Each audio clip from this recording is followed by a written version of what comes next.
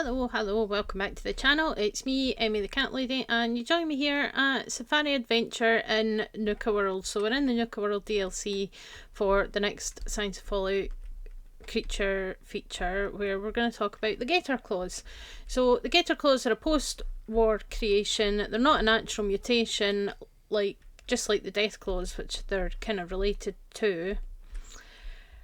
They've been genetically engineered from the Jackson's Chameleon and the American Alligator. So we'll have a chat about the derivative species first. And if you've been watching for a while, you'll have maybe seen my Deathclaw video where we talk about the Jackson's Chameleon, but I'll give you a quick recap. So Jackson's Chameleon, Trioceros jacksonii. So the genus comes from the Greek meaning three horns, because the males have got three horns on their heads, similar to where the name Triceratops comes from for that particular dinosaur. So these chameleons are quite large, averaging 15 to 25 centimetres in length, or 6 to 10 inches, but the males can reach 38 centimetres or 15 inches, including the tail. They're typically bright green in colour with hints of blue and yellow, but they can change colour quickly depending on their feelings, health status and the temperature. The colour changing chameleons does a lot more than just camouflage. They originate from Africa, Kenya and Tanzania mainly, but they have been introduced in Hawaii and Florida, where they're considered an invasive species. They are also kept as pets and they're in zoological collections as well, but like all chameleons, they are quite sensitive to their husbandry and can get sick very easily if their environment or diet isn't quite right. They're not easy animals to keep as pets, and if you do decide you want to have a chameleon, you should definitely do a lot of research into the species you're getting to make sure that you get the setup perfect for them. They are carnivorous, so they tend to eat small insects, isopods, spiders, sometimes smaller lizards, small birds and snails, and they catch the food by firing their long sticky tongue to catch the prey from a distance, which is incredibly fast, and it's quite an impressive thing to see. So the American alligator is got the fascinating scientific name of Alligator mississippiensis, which is a fun one to try and spell, and it's one of only two extant alligator species left in the world. Extant means that they're not extinct. So they are bigger than the Chinese alligator, and they're native to the southeastern US and northeastern Mexico. They can reach up to 4.6 metres or 15.1 feet in length and weigh up to 500 kilograms or 1,100 pounds, with unverified reports of even bigger specimens, although the females tend to be a little bit on the smaller side. They are considered apex predators in their environment and they ambush their prey from the water. They have one of the strongest recorded bite forces at 13,172 newtons, which is nearly 3,000 pounds of force. The biting muscles are incredibly strong, but the opposing muscles that open the jaw are extremely weak. So you can hold their mouth closed with your hands or with some tape, assuming that you can get close enough to do this without getting bitten first. But the muscles that open their mouth are extremely weak.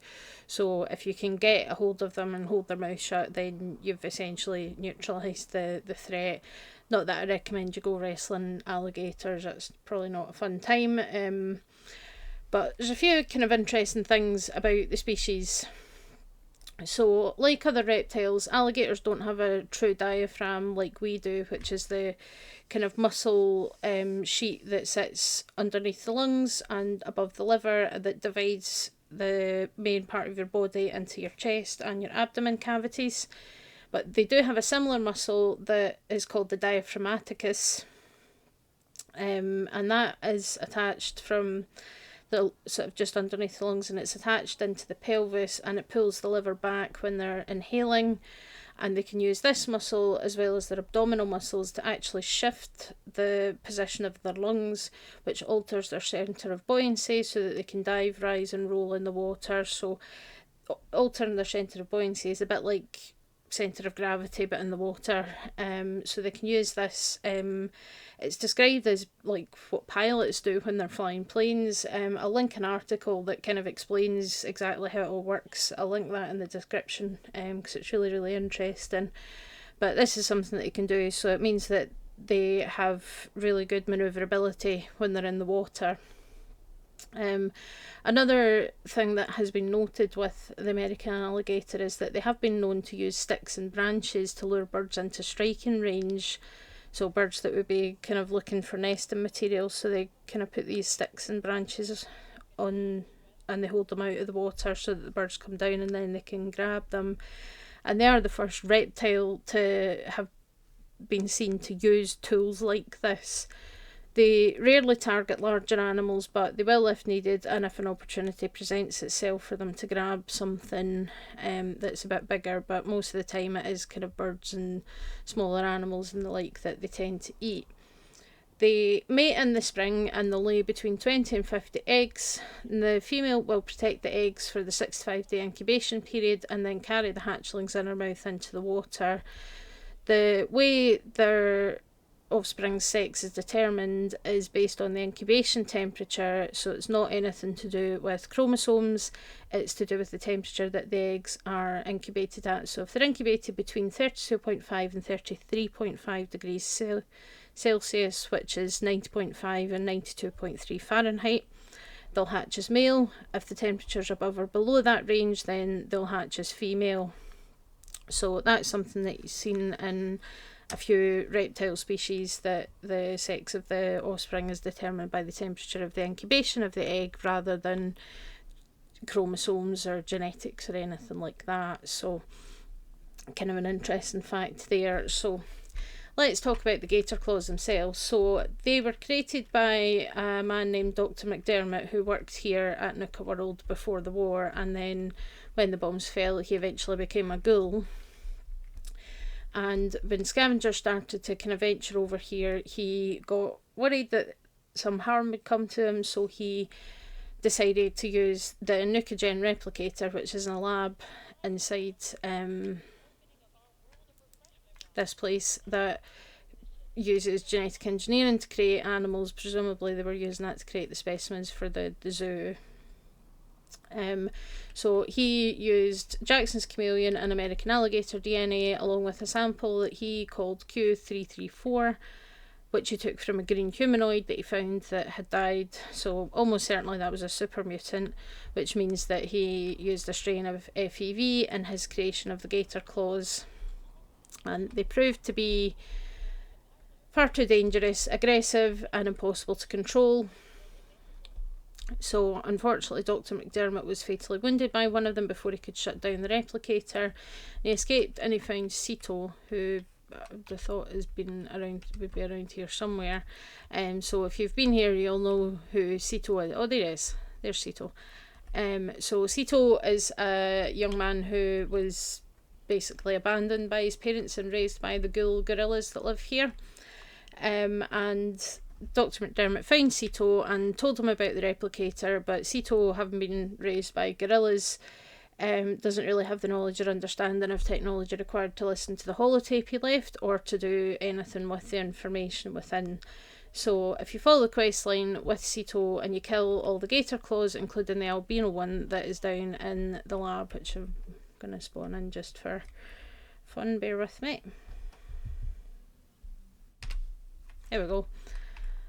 Right, so there's one guaranteed albino Gatorclaw, which is obviously, it's the tougher variant. You can see it's quite a bit bigger and it's white in colour, and you find one of these in the lab underneath. I will get into the actual background of this place in a future video and into all the details about the shenanigans that were happening here. We're having black mambas in the petting zoo and that kind of thing. It's quite an interesting thing, but that's a subject I want to cover in more detail later.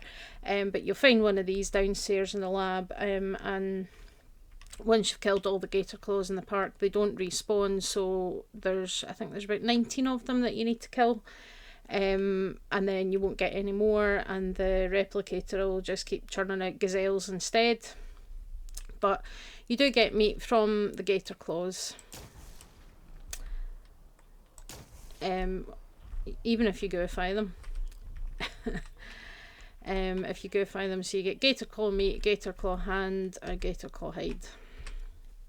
The nuclear material is just because I used an energy weapon. So we've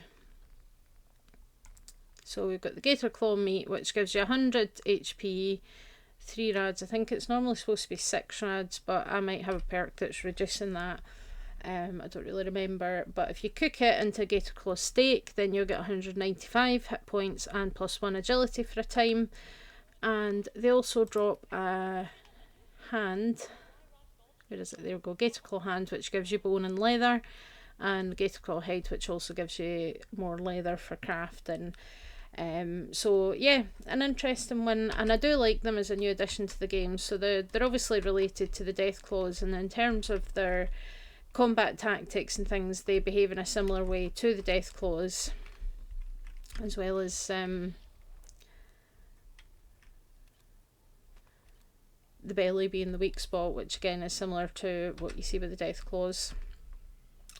And the way they move and things is very reminiscent. The tail looks very similar to my mind as well.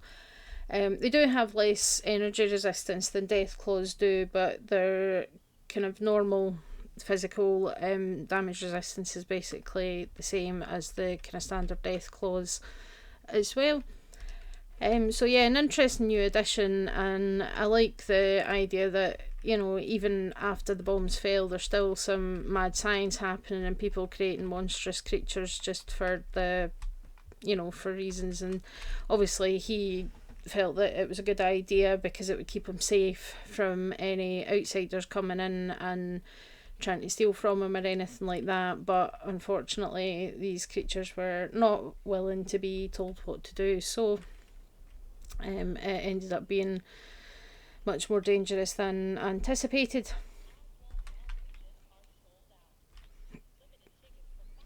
So yeah, that is the Gatorclaws. So, you know, taking the American alligator and combining it with the Jackson's Chameleon, that gives you a kind of Deathclaw.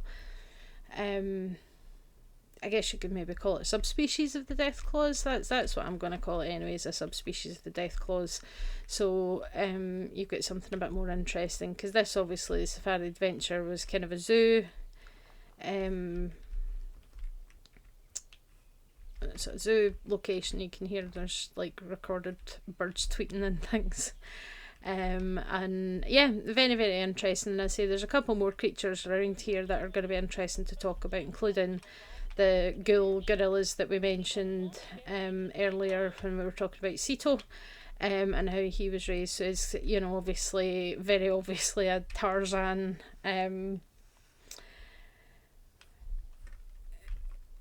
you know, Tarzan kind of story in the Fallout universe, which is quite interesting, and then dealing with these kind of monstrosities. But I love the design of them as well. Just, you've got those really thick scales, and they do look almost kind of dinosaur like, in a really interesting way. You've got the jaws, the teeth look very alligator like. Yeah, really cool. So let me know what you think. If you've learned anything new. So there's a couple of things that I didn't really know about before sort of researching for this video, and I have to say that's one of the things that I really enjoy about putting this series together for you guys, is not only am I sharing, you know, information and knowledge and cool facts with you guys, but I'm also learning things that I didn't know before. I mean, I have to say I've treated some exotic animals in my career as a vet, but I've definitely never treated any kind of crocodilian. Not something that a lot of people would consider keeping as a pet, for obvious reasons, but you know, it's quite interesting. And I say, learning new things about new species is always a good time for me, and then I get to pass on that knowledge and share it with you guys. So I'd love to know what you think, and if you want to see more, hit subscribe, and I'll see you all next time. Bye.